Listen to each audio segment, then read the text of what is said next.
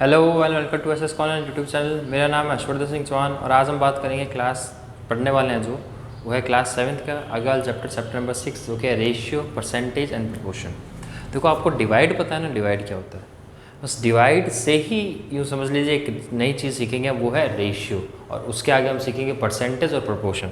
देखो सबसे पहले अगर रेशियो को हम समझा जाए ना, तो रेशियो क्या है कि कोई भी दो सेम क्वांटिटी का आपस में कंपैरिजन हम रेशियो कहते हैं। कैसे? तो देखो सबसे पहले हम स्टार्ट करते हैं, हेडिंग लिखते हैं सबसे पहले जो हम पढ़ने वाले हैं वो की है रेशियो। ठीक है, देखो रेशियो क्या है, रेशियो क्या होता है, कोई भी दो क्वांटिटी के आपस का कंपैरिजन हम रेशियो कंसीडर करते हैं। कैसे? तो जैसे मान लो कि मैं कंपेयर कर रहा हूँ, मान लो कि एक फॉरेस्ट के अंदर 3 डियर्स हैं, 3 डियर है, ठीक है, और 5 लायंस है। तो अगर मैं कहूँ कि इनका रेशियो क्या है, तो इनका रेशियो क्या हो जाएगा 3/5 which is 3:5। So the ratio of deer to the lion is 3:5, यानी डियर और लायन का रेशियो कितना हो गया 3:5, यानी 3 तो डियर हैं और 5 लायंस हैं। ठीक है, ये रेशियो इस तरीके से काम करता है। यानी रेशियो क्या होता है, ratio is what, ratio is just comparison of 2 similar quantities, यानी 2 सिमिलर क्वांटिटी का आपस में कंपैरिजन रेशियो कहलाता है। ये क्या है, अब देखो एक चीज़ यहाँ पे आपको समझनी चाहिए कि रेशियो जो एक ऐसी यूनिट है जिसका रेशियो की कोई यूनिट नहीं है। जैसे एरिया की यूनिट होती है मीटर होती है, मीटर स्क्वायर सेंटीमीटर स्क्वायर होती है, लेंथ की यूनिट होती है मीटर सेंटीमीटर। ये रेशियो की कोई यूनिट नहीं है, पहली चीज़। और दूसरा, रेशियो हमेशा दो सिमिलर क्वांटिटी के अंदर ही कंपैरिजन होता है। यानी अगर आप एक जगह लेंथ की बात कर रहे हो तो जो रेशियो होगा वो लेंथ के साथ ही होगा, वो एरिया के साथ नहीं हो सकता। ठीक है, कहने का मतलब मान लो मैं कह दूं कि यार एक मेरे पास एक रॉड है जो 15 सेंटीमीटर की है, ठीक है ना, और मेरे पास दूसरा एक बॉक्स है जिसका एरिया 30 सेंटीमीटर है, 30 सेंटीमीटर स्क्वायर है। तो ये आपस में कंपैरिजन नहीं हो सकता, क्योंकि यहाँ मैं कंपैरिजन कर रहा हूँ किसी के एरिया का और यहाँ मैं कर रहा हूँ किसी के लेंथ का। तो हाँ, मैं ये लिख सकता हूँ कि जो दूसरी रॉड है उसकी लेंथ 30 सेंटीमीटर है, तो इनका रेशियो कितना हो जाएगा। तो देखो रेशियो कैसे निकालेंगे, 15 और 30 को आप कर दो डिवाइड किया आपने, तो क्या आ गया 15 के टेबल से 15 गया 1 टाइम और 30 गया 2 टाइम, तो रेशियो आ गया इनका 1:2। यानी दूसरी वाली रॉड जो है वो पहली वाली रॉड से दुगनी है, किसमें, लेंथ में। यानी उसकी जो सेकंड रॉड है वो फर्स्ट रॉड के ट्वाइस है लेंथ के अंदर। ऐसे आप रेशियो निकाल सकते हो। तो रेशियो का कुल मिला के मतलब क्या है, रेशियो क्या है, एक ऐसा एक्सप्रेशन है जिसमें आप दो सिमिलर क्वांटिटीज़ को आपस में कंपेयर करते हो। ठीक है, ये तो बात होगी। अब थोड़ा सा इसको और अच्छे से समझते हैं। देखो कैसे, यहाँ पे एक चीज़ सीखेंगे हम, वो है सिंपलेस्ट फॉर्म ऑफ रेशियो।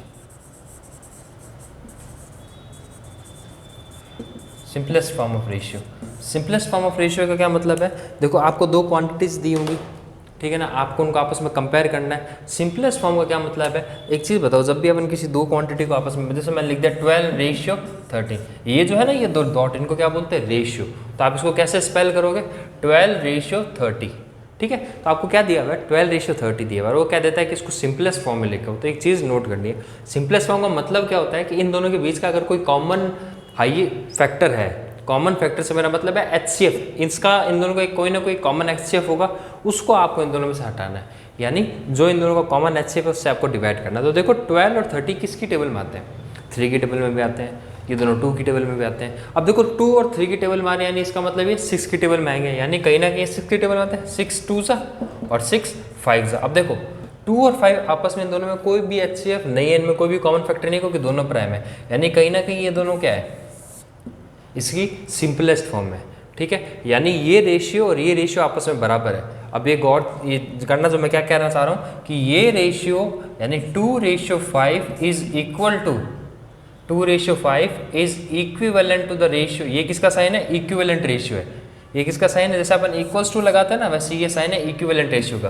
तो 2:5 इज इक्विवेलेंट रेशियो टू 12:13, यानी 12:30, यानी ये रेशियो बराबर है। रेशियो का मतलब क्या होता है कि आप 2/5 करो या 12/30 करो, इनकी वैल्यू आपस में इक्वल है, और वो है कैसे है, देखो ये अगर आप काटोगे तो 2:5 आएगा, और नहीं तो भी आप देखो इसको इससे मल्टीप्लाई करो और इसको इससे मल्टीप्लाई करो, तो 30 × 2 क्या हो जाएगा, और 12 × 5 क्या होगा, 13 × 2 60 हो जाएगा, 12 × 5 भी 60 हो जाएगा। यानी कहने का मतलब क्या है मेरा, कि इस रेशियो का मतलब रेशियो इक्विवेलेंट होते हैं, उनकी वैल्यू इक्विवेलेंट हो कोई ज़रूरी नहीं है। यानी यहाँ इसकी वैल्यू 2 है, इसकी वैल्यू 5 है, यहाँ 12 और 30 है, यानी इनकी वैल्यू जो है न्यूमेरिकल वैल्यू अलग अलग है पर इनका रेशियो इक्वल है। कैसे? क्योंकि ये अगर मैं इसको A मानूँ और B मानूँ तो A और B जिस रेशियो के अंदर है उसी रेशियो के अंदर जो है C और D है। यानी ये 2 है तो ये 5 है, तो ये भी 12 होते 30, यानी इनके बीच में भी क्या है, ये जिसकी टेबल पे 2 पे आ रहा है तो यही उसी नंबर की टेबल पे 5 पे आएगा, यही वो चीज़ है। ठीक है, यानी रेशियो आपस में इक्वल हो सकते हैं, उनकी न्यूमेरिकल वैल्यू इक्वल हो ये कोई ज़रूरी नहीं है। और सिंपलेस्ट फॉर्म की अगर बात की जाए तो सिंपलेस्ट फॉर्म क्या होती है, उनके अंदर का हाईएस्ट कॉमन फैक्टर आप निकाल दो तो वो सिंपलेस्ट फॉर्म में आ जाता है। ठीक है, अब थोड़ा सा इसके एक एग्जाम्पल देखते हैं, 2-3। देखो एग्जाम्पल क्या है इसके, सबसे पहले एग्जाम्पल क्या, find the ratio of 8 hours to 1 day. अब देखो यहाँ पे एक बात आई है, 8 आवर्स और 1 डे का रेशियो निकालना है। एग्जाम्पल नंबर फर्स्ट क्या कह रहा है, find the ratio of 8 hours to 1 day, यानी 8 आवर का आपको रेशियो निकालना है 1 डे के साथ में। अब देखो क्या ये दोनों बराबर वो क्वांटिटी है क्या, एक तो है आवर और एक है डे, ये दोनों बराबर है? नहीं है। अगर मैं कह दूं मिनट और सेकंड इक्वल है तो ऐसा नहीं हो सकता ना भाई, एक मिनट के अंदर 60 सेकंड्स होते हैं पर एक सेकंड किसी मिनट के बराबर नहीं हो सकता। ठीक है, तो मेरे कहने का मतलब क्या है कि कहीं ना कहीं ये दोनों आपस में बराबर क्वांटिटी नहीं है। या तो आप 8 आवर को एक डे में चेंज करो या 1 डे को आप आवर में चेंज करो, तो आप 1 डे को आवर्स में चेंज कर सकते हो ना। वी नो दैट, इसका सॉल्यूशन कैसा होगा, सॉल्यूशन क्या होगा इसका, we know that 1 day equals to 24 hours. ठीक है ना भैया, हम ये तो जानते हैं कि 1 डे 24 आवर्स के बराबर होता है। अब देखो ये भी आर के अंदर आ गया, ये भी आर के अंदर आ गया, यानी अब क्वांटिटी इनकी बराबर होगी। अब आप इनका रेशियो निकाल सकते हो। सो the ratio will be, so the ratio is, अब देखो अब इसका रेशियो क्या होगा, 8 आवर्स का रेशियो निकालना है आपको, किसके साथ में निकालना है, 1 डे के साथ में निकालना है। और 1 डे की जगह आप क्या लिख सकते हो, 24 आवर्स। अब एक चीज़ ध्यान रखना, क्योंकि रेशियो एक यूनिट लेस क्वांटिटी है तो आपको यहाँ पे कोई भी यूनिट लगाने की ज़रूरत नहीं है, यानी आप इनको चाहो तो हटा सकते हो। ठीक है, तो अब आपका रेशियो क्या है, 8:24, ये आपका रेशियो आ गया। अब मैंने क्या बोला, सिंपलेस्ट फॉर्म में लाना ज़रूरी होता है, तो इन दोनों के बीच का जो कॉमन टर्म देखो क्या है, ये 8 है, ये 24 है। क्या 8 की टेबल में 24 आता है? आता है। कितनी बार, 8 3 ज़ा 24, यानी इनका रेशियो क्या हो जाएगा, ये 8 की टेबल से क्या 1 टाइम, ये 8 की टेबल से आ गया 3 टाइम। हाँ, आप ऐसे डिवाइड कर सकते हो, आप मल्टीप्लाई नहीं कर सकते। तो क्या आ जाएगा 1:3। मल्टीप्लाई कैसे कर सकते हो, जब अपॉन में कोई चीज़ हो तो वो यहाँ जाके मल्टीप्लाई होगी, वो हम आगे ऐसे क्वेश्चन आएंगे तब करेंगे। ठीक है, तो इसका रेशियो क्या हो गया 1:3। यानी अगर एक कंप्लीट डे को, इसका मतलब क्या हुआ सर ये 1:3 का, तो कैसे समझेंगे कि यानी अगर हम किसी एक कंप्लीट डे को 3 माने तो जो 8 आवर है उसका कितना पोर्शन हो गया, 1 हो गया। यानी कुल कहने का मतलब क्या हुआ कि अगर एक डे 3 है ना तो 8 आवर्स उसका 1/3 पोर्शन है, यानी 8 आवर्स यानी 8 घंटे पूरे एक दिन का एक 1/3 पोर्शन होता है। ठीक है, जैसे मैं क्या कह रहा हूँ समझो इस बात को, मान लो कि एक टेस्ट हुआ आपकी क्लास के अंदर और किसी बच्चे के 10 में से 5 नंबर आए।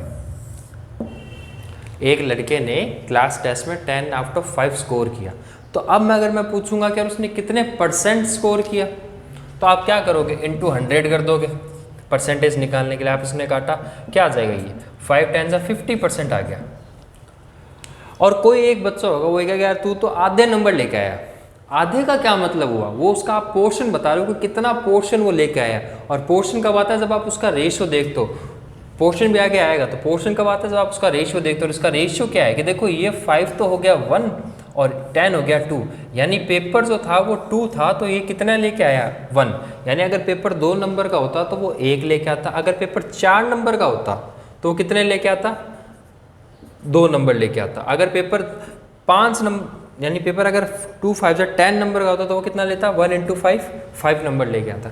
अगर पेपर 2 × 10 20 नंबर्स का होता तो वो कितने लेके आता, 1 × 10 नंबर्स लेके आता। यानी रेशियो ऐसे चलता है। अब समझे कि रेशियो कैसे चलेगा कि इसको आप जिसमें मल्टीप्लाई करोगे उससे आप इसको मल्टीप्लाई करो, वो रेशियो चल रहा है। यानी उस लड़के का स्कोर करने का रेशियो क्या हो गया, 1:2 हो गया। यानी अगर पेपर 2 के अकॉर्डिंग चल रहा है तो उससे आधे नंबर लेके आता रहेगा। ठीक है, तो ये आपका एग्जाम्पल नंबर फर्स्ट हो गया। अब देखो एग्जाम्पल नंबर सेकंड क्या कह रहा है। एग्जाम्पल नंबर सेकंड क्या कह रहा है, तान्या हैज़ 14 चॉकलेट्स। तान्या के पास में 14 चॉकलेट्स हैं। She wants to divide the chocolates in the ratio of 3:4। अब वो क्या चाहती है, शी वॉन्ट्स टू डिवाइड, यानी वो डिवाइड करना चाह रही है, बांटना चाह रही है द चॉकलेट्स, चॉकलेट को किसमें, इन रेशियो 3:4, यानी वो 3:4 के अंदर अपनी, उसके पास में 14 चॉकलेट्स है। ठीक है, Tanya has chocolates equals to 14। Tanya के पास कितनी चॉकलेट्स है, 14। ठीक है ना। She wants to divide in ratio, किस रेशियो में डिवाइड करना चाह रही है वो, 3:4। किस में, among her 2 brothers, among her 2 brothers. अब यहाँ एक चीज़ समझो, कहने का मतलब क्या है कि तान्या है, ठीक है ना, उसके पास में 14 चॉकलेट्स हैं, उसके 2 भाई हैं, ठीक है ना, कितने ब्रदर हैं उसके, 2 हैं। उनके अंदर वो डिवाइड करना चाह रही है 3:4 में, यानी वो एक भाई को कितने देगी, 4 के हिसाब से चॉकलेट देगी और एक को देगी 3। अब यहाँ चीज़ समझो, ये क्या है, 3:4। यहाँ देखना मैं क्या कर रहा हूँ, 3:4 है, थोड़ा यहाँ लिखता हूँ, देखो क्लियर दिखेगा, 3:4 है ना। ये कितना है, 3 + 4 कितना है, 7।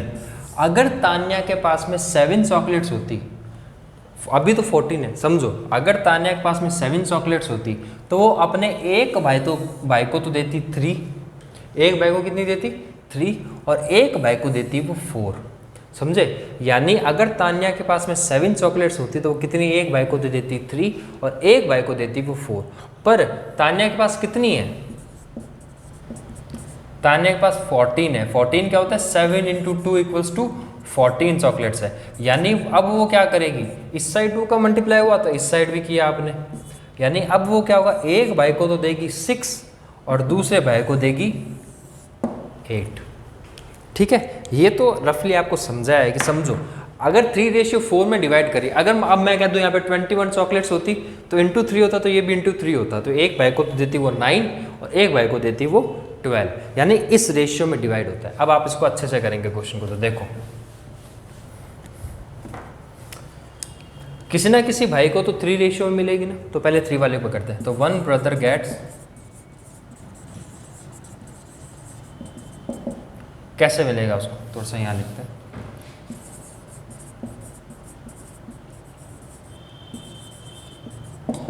एक भाई को किस रेशियो में मिलेगी, 3 में मिलेगी भाई, 3 रेशियो के अंदर मिलेगी।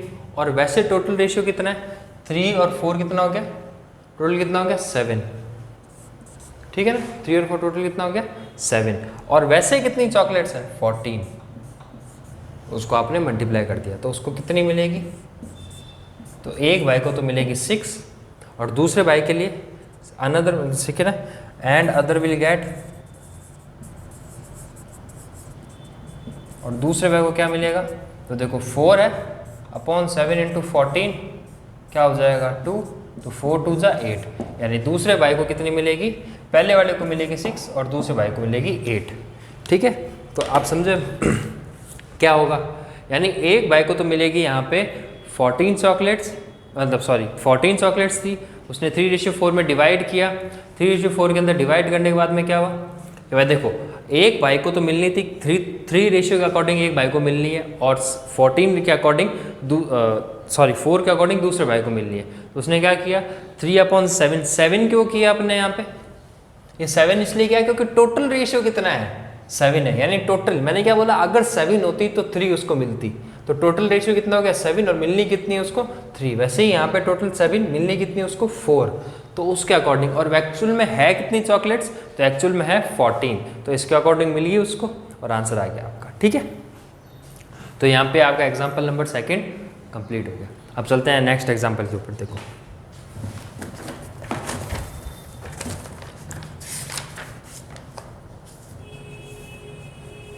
अब देखो यहाँ पे आपका एक टॉपिक आया प्रोपोर्शन, थोड़ा उसको समझ लेते हैं। देखो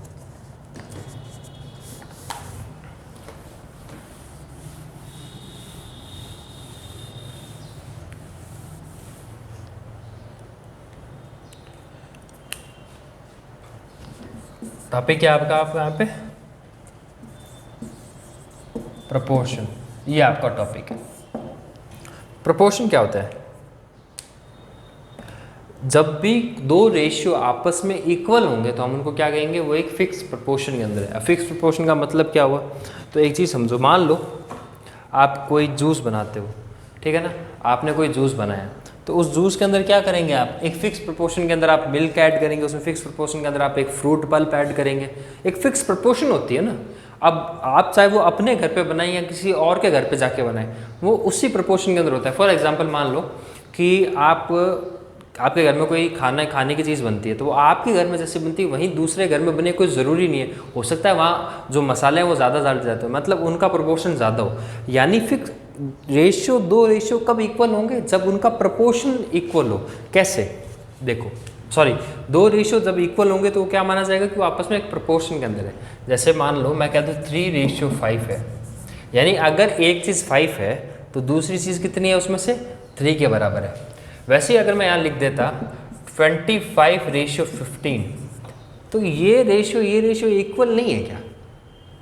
है ना? देखो कैसे बताता हूँ, ये 5 है, ये 3 है, ठीक है ना। वैसे 5 की टेबल से ये कितनी बार आया? 5 बार। और ये 5 की टेबल से कितनी बार आया? 3 बार। तो अब भी एक है तो इसी रेशियो में ना भाई, है तो इसी रेशियो में। कैसे? देखो, इसको देखो ना गौर से। अगर मैं इसके अंदर 2 को मल्टीप्लाई करूँ तो 5 2 जा 10, और फिर मेरे को इसको भी 2 से करना पड़ेगा, तो 2 3 जा 6।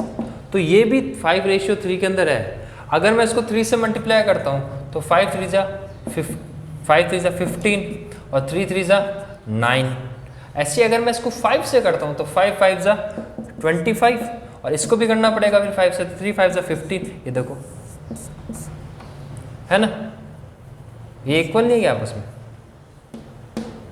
है ना।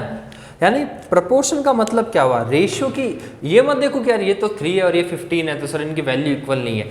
हम रेशियो के अंदर न्यूमेरिकल वैल्यूज की बात नहीं करते, वी टॉक अबाउट उनका प्रोपोर्शन क्या है, कि यहाँ पे 3:5 में चल रहा है, क्या ये 3:5 के अंदर है क्या? तो है ना भाई, जिसकी टेबल में ये 5 टाइम आ रहा है उसी की टेबल में ये नंबर 3 टाइम आ रहा है, इसलिए इनका रेशियो आपस में क्या है? इक्वल है, ठीक है। तो प्रोपोर्शन क्या होता है? Proportion is when 2 ratios are equal then they are called proportion, ठीक है। यानी जब दो रेशियो इक्वल होंगे तो वो क्या कहलाएंगे? प्रोपोर्शन में कहलाएंगे, ठीक है। जैसे दो रेशियो इक्वल, मान लो जैसे A:B और B और C:D आपस में इक्वल है, तो इसका मतलब क्या हुआ कि A/B is equals to C/D।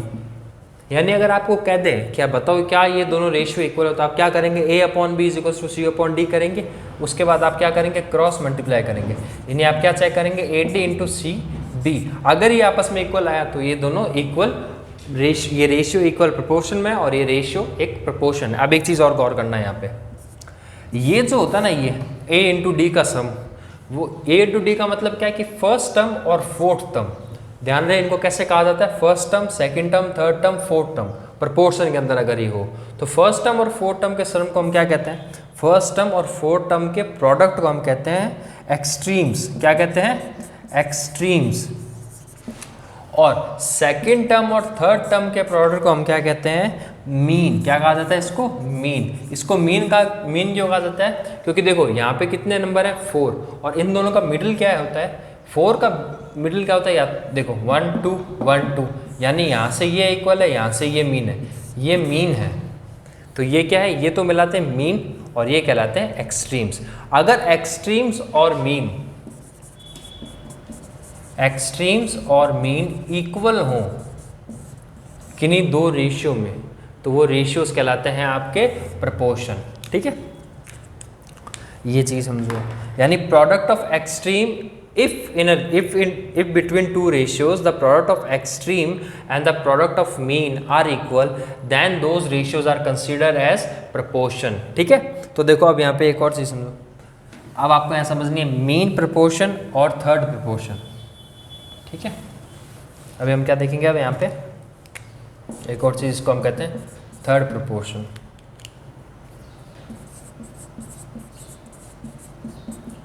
Third proportion क्या होता है? मान लीजिए अभी हमने जो बात की उसमें हमने कितने रेशियोज लिए थे, हमने लिए थे A ratio B comma C ratio D। यहाँ कितने रेशियोज थे 4। अगर यहाँ पे 4 रेशियोज ना हो के सिर्फ 3 रेशियोज होते और ये ऐसे होता, अगर 4 रेशियोज ना होते और 3 रेशियोज होते तो आप क्या कहेंगे? तो ऐसे में क्या होता है, जो 20 वाला रेशियो होता है ना B square is equals to AC होता है। B स्क्वायर इक्वल्स टू क्या होता है? AC होता है, और इसी को हम बोलते हैं मीन प्रपोर्शन और थर्ड प्रपोर्शन। ठीक है, या तो मीन प्रपोर्शन बोलते हैं, क्या बोलते हैं इसको? Third proportion. 2AB यहाँ पे क्या है, सॉरी यहाँ पे एक चीज़ बताता हूँ मैं आपको। तो आपको यहाँ पे जो B है वो क्या कहलाएगा? मीन प्रपोर्शन और थर्ड प्रपोर्शन कैसे निकालेंगे हम देखो। तो जो आपका ये B है ये तो कहलाएगा मीन प्रपोर्शन। कैसे कहलाएगा भाई? B आप लिख सकते हो रूट में AC, ठीक है ना। अंडर रूट तो याद हो, मैंने कहा था स्क्वायर रूट वगैरह। तो स्क्वायर रूट के लिए आपको ध्यान रखना है कि मैं जैसे कह दूँ 4 का स्क्वायर रूट क्या होता है? 2। क्यों? क्योंकि इसका स्क्वायर जो होता है ना, ये जो स्क्वायर होता है ना, स्क्वायर पावर, देखो यहाँ पे पावर क्या है? स्क्वायर है। जैसे ही ये स्क्वायर यहाँ से निकल के इस साइड जाएगा तो ये अंडर रूट में आ जाता है। कुल मिला के बात इतनी सी। तो यहाँ से स्क्वायर गया, यहाँ आ गया, तो क्या बन गया? Under root. इसको हटा दो, छोड़ो। तो मेरे कहने का मतलब क्या है कि जो B है वो तो हो जाएगा मीन प्रपोर्शन, ठीक है, और जो C है वो हो जाएगा आपका थर्ड प्रपोर्शन। ऐसा क्यों हुआ? मीन का मतलब क्या होता है? मीन का मतलब होता है मिडिल, यानी बीच का, यानी जो A और B के बीच में कौन है? C। तो इसलिए कहला गया मीन प्रपोर्शन। और थर्ड प्रपोर्शन मतलब क्योंकि जो C है वो क्या है? थर्ड नंबर पे, इसलिए कहलाता है थर्ड प्रपोर्शन। इसका मतलब ये नहीं कि 1A जो A ये फर्स्ट प्रपोर्शन कहलाता है, इसको फर्स्ट टर्म बोलते हैं, ये मीन प्रपोर्शन या सेकंड टर्म, ये थर्ड प्रपोर्शन या थर्ड टर्म, और इसको ऐसे निकालते हैं। अब मान लो वो कहते हैं आपको उसको B की वैल्यू दी होगी, C की वैल्यू दी होगी और A की वैल्यू पूछ सकता है। आपको A की वैल्यू दी हो, C की वैल्यू दी हो, B की वैल्यू पूछ सकता है। इन दोनों में से कोई 2 वैल्यू देके एक वैल्यू आपसे पूछी जा सकती है, ठीक है। अब यहाँ पे कुछ चीज़ें समझ लो। किसी भी प्रपोर्शन को आप डिवाइड की फॉर्म में लिख सकते हो। कैसे? अभी बताते हैं। जैसे मान लो मैं लिख दूँ 3:5, 15:25 है, तो मैं इसको ऐसे भी लिख सकता हूँ 3:5 इज इक्वल टू 15:25, और ये आपस में इक्वल भी होंगे। आप इसको इससे मल्टीप्लाई करके देख लो, इससे मल्टीप्लाई करके देखो, चेक करने के लिए। चेक करके देखने, अगर आपको चेक करके देखना है ना आपस में इक्वल है तो क्रॉस मल्टीप्लाई कर दो। 25 × 3 इज इक्वल टू 15 × 5 क्या आ जाएगा? 75। 15 5 75, 25 3 75, ठीक है। 25 तक टेबल याद कर ली होगी, अगर नहीं की है तो कर लेना। और स्क्वायर रूट्स भी कहा था 25 तक याद करने के लिए, ये याद करना ज़रूरी है, ठीक है ना। 25 तक टेबल, 25 तक स्क्वायर रूट्स, और हो सका तो क्यूब रूट्स। 25 तक नहीं कर पाओ तो क्यूब रूट्स कम से कम 20 तक तो करो ही करो, ठीक है। तो देखो यहाँ तक हो गया। अब अपन चलते हैं, एक और चीज़ समझने अपन को, वो क्या है? कंटिन्यू की क्लास। अब देखो क्या समझेंगे अपन? Continue proportion. किसकी बात करेंगे अपन? अब यहाँ पे कंटिन्यू प्रोपोर्शन, ये क्या होता है सर? ये सबसे इजी चीज़ है। कैसे? मान लो मैं ऐसे लिखता हूँ 2:6, ठीक है, मैंने लिखा 6:18। अब यहाँ पे क्या हुआ? ये 2 अलग अलग रेशियो हैं। ये रेशियो क्या प्रोपोर्शन के अंदर है क्या? देखो ये 1 रेशियो, ये किसी 2 की टेबल से गया 1 टाइम, ये 2 की टेबल से गया 3 टाइम, तो ये किस रेशियो में? 1:3 में। ये 6 की टेबल में गया 1 टाइम, ये 6 की टेबल में गया 3 टाइम, यानी ये भी 1:3 है, ये भी 1:3, यानी ये आपस में क्या है? प्रोपोर्शन में। तो प्रोपोर्शन में तो है ये। अब कंटिन्यू प्रोपोर्शन क्या होता है? तो कंटिन्यू प्रोपोर्शन तब कहते हैं अपन जब फर्स्ट रेशियो की सेकंड टर्म, जब सेकंड टर्म और थर्ड टर्म इक्वल हो, सेकंड टर्म और थर्ड टर्म इक्वल हो या सेम नंबर हो, तो वो क्या कहलाता है? Continue proportion. जैसे A:B is equivalent ratio two B:C हो, अगर A:B is equivalent ratio two B:C। अब देखो यहाँ पे ये भी B है, ये दोनों आपस में इक्वल ही तो हैं। वैसे यहाँ 6 और 6 इक्वल है, यानी कोई भी ऐसा रेशियो, कोई भी ऐसा प्रोपोर्शन क्या होता है? अभी बताया प्रोपोर्शन, जब 2 रेशियो आपस में इक्वल हो। तो कोई भी ऐसा प्रोपोर्शन जिसके अंदर इस सेकंड टर्म और थर्ड टर्म एक ही नंबर हो, तो वो क्या कहलाता है? कंटिन्यू प्रोपोर्शन कहलाता है, ठीक है। समझ में आ गई बात? जैसे एक और एग्जांपल लेते हैं, देखो जैसे मैं लिखा है यहाँ पे 7:28 इज इक्वलेंट रेशियो टू 28:112। अब देखो यहाँ पे ये एक अलग रेशियो है, ये एक अलग रेशियो है, ये 1:4 में, ये भी 1:4 के अंदर है। तो अब ऐसे में क्या है कि ये 28 है और ये भी 28 है, यानी B term is equals to B है, यानी सेकंड, वैसे देखा जाए तो ये फर्स्ट टर्म, ये सेकंड टर्म, ये थर्ड टर्म और ये फोर्थ टर्म, यानी सेकंड टर्म इक्वल है थर्ड टर्म के। तो वो क्या कहलाएगा, फिर वो क्या कहलाता है, अगर ऐसा हो तो वो क्या कहलाएगा आपके, अगर ऐसा होगा तो वो चीज़ आपके कहलाएगी कंटिन्यूस प्रोपोर्शन। अगर सेकंड टर्म और थर्ड टर्म इक्वल होगी तो वो चीज़ कहलाएगी आपकी कंटिन्यू प्रोपोर्शन।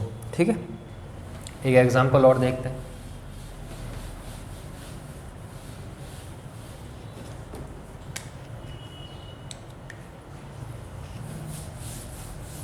एग्जाम्पल आपके है example number 3।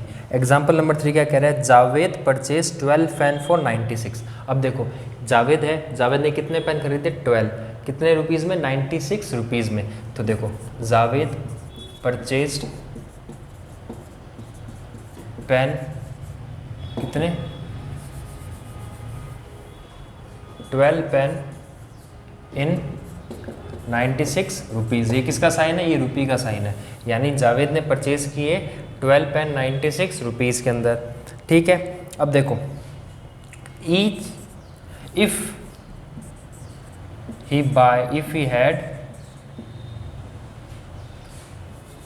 wants to buy 20 pen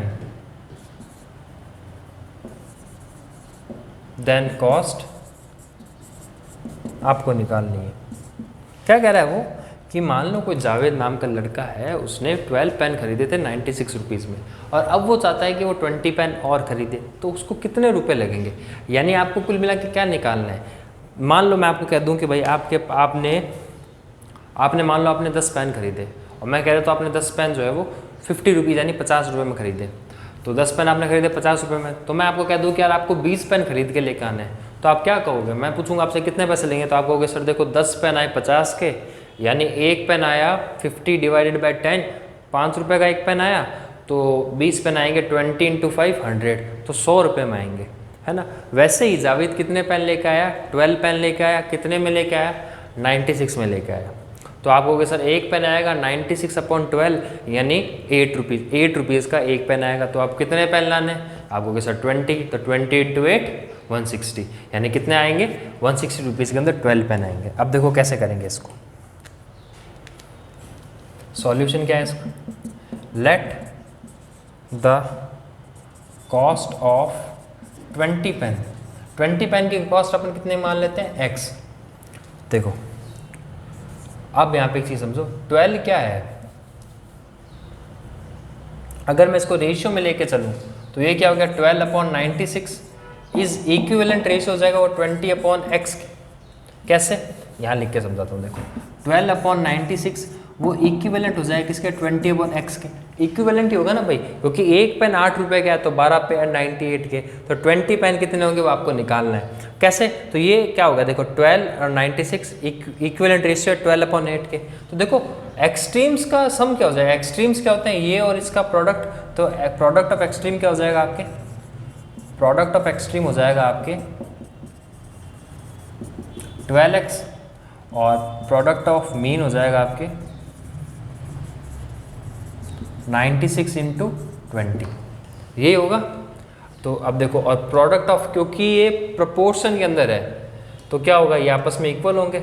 आप जानते हैं भाई प्रोडक्ट ऑफ एक्सट्रीम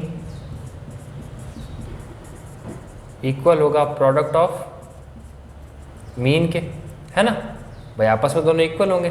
तो 12x इक्वल्स टू क्या हो जाएगा 96 इंटू 20, तो x की वैल्यू आपको निकालनी है, तो 96/12, ये वही वाली चीज़ होगी ना भाई, एक 12 पेन आ रहे थे 96 रुपीज़ में, तो एक पेन कितने में आएगा, 96 को 12 से डिवाइड कर दिया, वो जितने भी रुपए आएंगे अगर आप उसको 20 से मल्टीप्लाई कर दोगे तो 20 पेन की कॉस्ट आ जाएगी। ठीक है, तो देखो आपने इसको क्या किया, ये कितनी बार गया 8 टाइम, और 820 है 160 रुपीज़।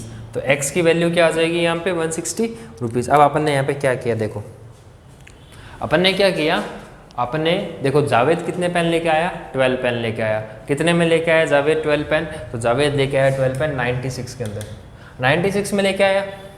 अब मान लेते हैं कि अगर वो 20 पेन खरीदता तो वो कितने में खरीदता, x रुपीज़ में खरीदता। वो 20 पेन परचेज करता तो कितने में करता, x में करता। अब ऐसे में उसने क्या किया, 12/96, ये 12/96 मैंने रेशियो में क्यों लिया है, तो देखो 12 जो है वो नंबर ऑफ पेन है तो 96 कॉस्ट है। वैसे अगर 20 नंबर ऑफ पेन है तो x क्या होगी, उसकी कॉस्ट होगी, और ये इक्विवेलेंट रेशियो होंगे क्योंकि पेन की कॉस्ट तो फिक्स है।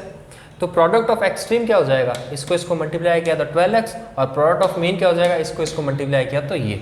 और हम जानते हैं प्रोडक्ट ऑफ एक्सट्रीम और प्रोडक्ट ऑफ मीन किसी प्रोपोर्शन के अंदर बराबर होता है, और ये प्रोपोर्शन के अंदर क्योंकि फिक्स रेशियो में होंगे। फिक्स रेशियो में क्यों होंगे, क्योंकि पेन की कॉस्ट फिक्स है। तो ये दोनों आपस में बराबर हो गए। 12 को इधर भेजा, 12 की टेबल से 96 गया 8 टाइम, उसको 20 से मल्टीप्लाई किया तो 160 अपना आंसर आ गया। ठीक है, अब देखो इसकी बात करते हैं अपन एक्सरसाइज की।